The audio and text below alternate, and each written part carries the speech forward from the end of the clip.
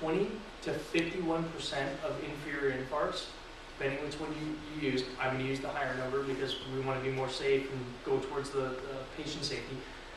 Up to 51% of inferior infarcts can have right-sided involvement. Okay? We, as paramedics, have the ability to rule out right-sided involvement. With this 12-lead, one patch, we can rule out right side. Okay? But if you can't rule it out and you do have right-sided, it is our duty to talk to the doctor and possibly change our treatment. Okay? Look at the asterisk.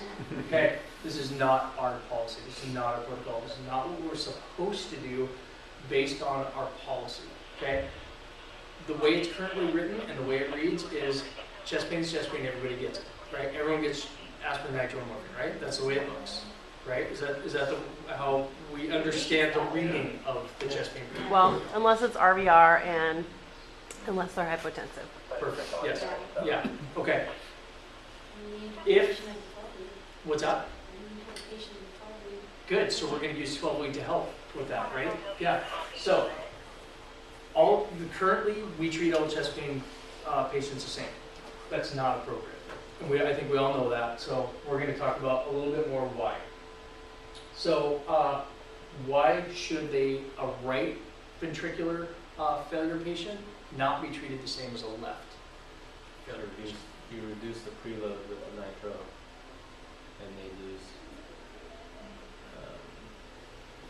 blood flow to the heart. Perfect. You're not going to be able to at all perfuse the heart. Yep, exactly. So let's look at the signs and symptoms and we'll talk about why real fast. So we know the right side of the heart, the right ventricle, is the high pressure pump or the low pressure pump of the heart? Low pressure pump, right? So if we have a damaged right side low pressure pump, if that thing is damaged, what are the signs and symptoms? How's that patient going to present? Pedal edema. What else? Pulmonary congestion. I'm sorry? Pulmonary congestion. Yep. Yep. COPD. How else? What's that? Everything back in the pipes. Perfect. Yep. So what should we see here? Yep. Yep. What will the heart rate look like? Yep. How about blood pressure? Usually down, right? Okay. All because everything's backing up because the pressure in the system can't be overcome by that low pressure pump of the right ventricle, right? Because it's damaged. Can't do that. So that's how they're going to present. Okay. They can have an engorged liver. They can have ascites. They can have all kinds of problems, right? How about left ventricular failure? How's that? First of all, we already identified right is the low pressure, so we have a high pressure pump problem, right? So where is the fluid coming from? Where's the blood coming from going to the left ventricle? Where's it coming from? Okay, so what should we see with that patient? Perfect. So they're going to have difficulty breathing. It's going to be labor. They're probably going to have junky lung sounds, right? Possibly blood-tinged sputum. Our standard typical CHF, right? Mm-hmm. Oftentimes, let me back up. When you have a right-sided involvement, will you already see some sort of left-sided involvement? Typically. Yeah. Yeah, and so typically what's going to happen is when the left side goes, the efficiency of the left side is compromised, right? So now you have the right side working harder to overcome the problems of the left side. So typically if you have right-sided involvement, not typically, sometimes you'll have already previous left-sided involvement, okay? But not always, okay? Skin signs. So everything you guys, I found the most disgusting pedal edema picture I could. Okay. Okay, so basically JVD, pedal edema, those are the easy ones to look at: hypotension, tachycardia, right-sided heart failure. Okay, left-sided, you guys already identified. There's going to be difficulty breathing, and they're going to have junky lung sounds, right? Okay. Now let's get back to inferior. Okay, in the hospital, the way that they're going to identify a right-sided involvement is right-sided precordial leads, right? We don't carry those, so we can rule out, we can identify or rule out a right-sided inferior MI with one lead. just one patch. If you guys want to do more, if you want to do 3 leads, you can do that. Well, usually it'll take 1, okay? Again, up to 51% are going to be right-sided. If you see an inferior, we want to rule out right side. So, take 1 patch, V4R, and you bump it over to the other side. And that's it, okay? If you do have right-sided inferior, what do you guys want to do? What's your thought? Consider withholding nitro. Yeah. Just based on the anatomy and physiology you guys just explained, we're going to withhold nitro and morphine. We want to withhold nitro and morphine, right? We don't want to continue with that. So, is that our policy? And that's not our protocol. We have to conflict. So we have to talk to them about that. Okay, so if you recognize that, you have to get on the radio and talk to them. Just like Nick said, nitro morphine, that's going to reduce the preload. It's going to reduce the efficiency of that right-sided ventricle. So we want to withhold that. Diuretics aren't a problem for us anymore. We don't care Lasix. But do we also withhold aspirin from this patient? No. So standard oxygen aspirin, that's fine. Give it to them. That's no big deal. Okay. Fluid challenge? What's that? What about fluid challenge? Good question. Yep. They respond well to fluid therapy, right? This patient is going to need fluids, okay? Depending on the severity of the right-sided involvement, they not only will respond well to fluid therapy, but also inotropic agents like dobutamine, or like we would have dope, but I mean, in the hospital, so not for us, they'll, depending on the severity, respond to that as well. For us, what we can do, fluid challenge. We can also call the base for dopamine. I mean, like, gosh, it's been so long, and I know that's kind of going out of vogue right now. But when we do get the outcomes from the cardiologist, a lot of times, Fred just had 2 great right-sided MIs where he did exactly what we're talking about here. Called, stopped giving the nitros, gave some fluid, and we asked him, why didn't you give, why didn't you ask for dopamine? And then when we got the outcome data from the STEMI, that was the first drip that they started. Oh, really? Yeah. So I don't know, there's controversy about it right now. Like I said, I think it's going out of vogue for pre-hospital care, but they are still using it in the hospital. Good. What was his pressure? Was his pressure Low. still low? Yeah. Not only were his pressures low, but after the first nitro, when they recognized the inferior, it dropped significantly.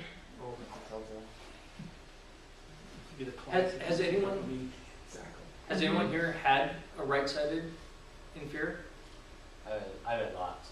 Have you? Yeah. And I wish I had asked for dopamine because, just like Jess said, as soon as I got the ER, they gave it. I was like, Right. Yeah.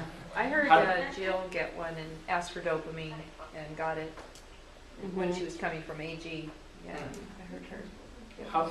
How did your patient present? Exactly like what we're talking about? pale, cool, diaphoretic, barely conscious, unable to move his body, right-sided MI, bradycardic, hypotensive, nightmare. Perfect.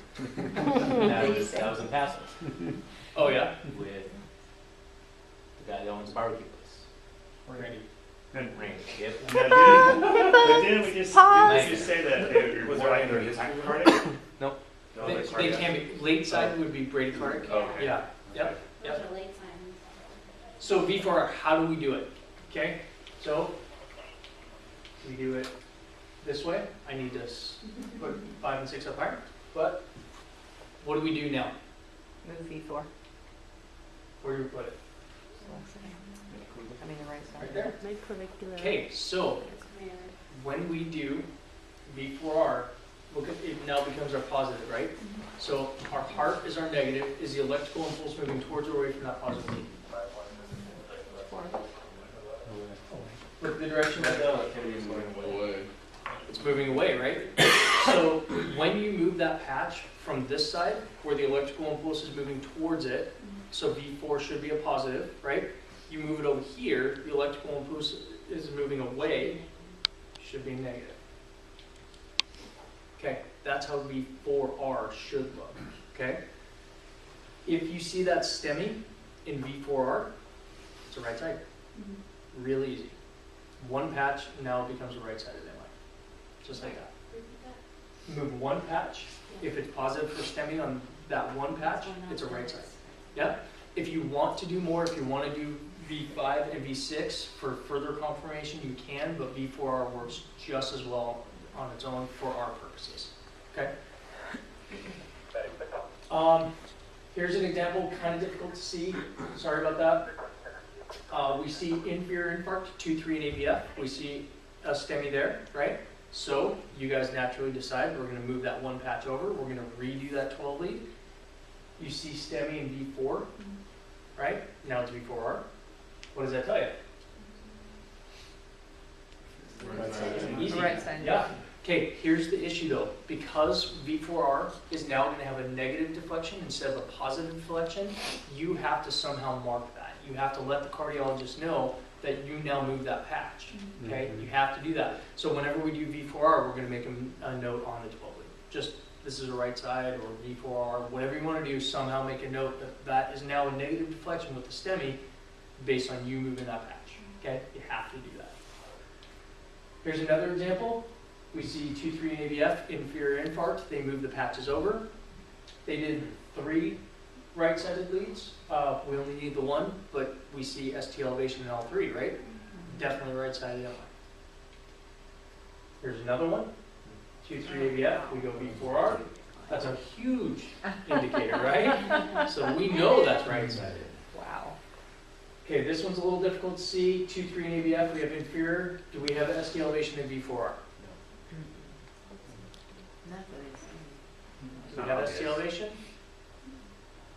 No ST elevation. So if there's no ST elevation, what side is that inferior most likely on? Left side. So based on that, can we continue with our current protocols? Nitroaspirin, morphine, yep, we can do that. Absolutely 100%. Good. Okay. There we go. See those asterisks there again? I feel I have to be very careful talking about changing protocol and that, but it's absolutely imperative that we talk to the doctor when we find the right side involved. Okay? What's that?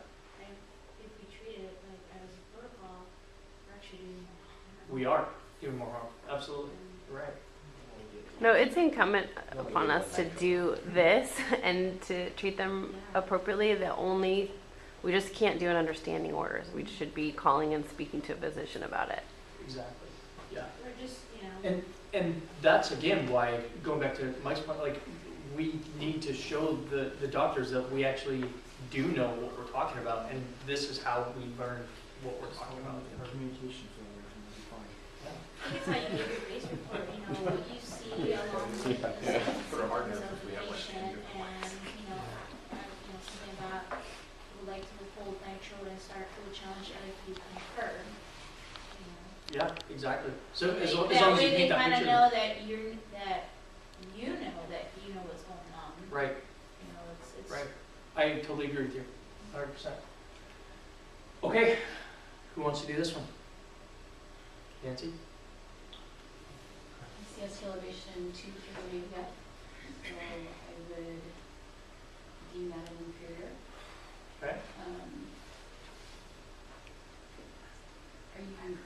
This is not a right sided, so you haven't. Well, do you want to stop there, or do you want to continue reading the 12 week? Because you already found where it was, but could it be other places? Of course. Yep. So then from there, I'm going to go to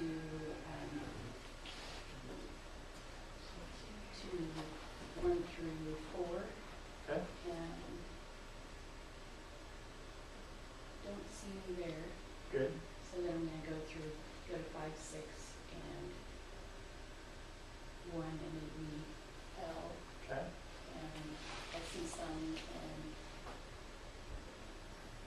E6, E5. Okay. So but no ST elevation in 1 and AVL, which are also lateral leads, correct? Yeah. Correct. Okay, good.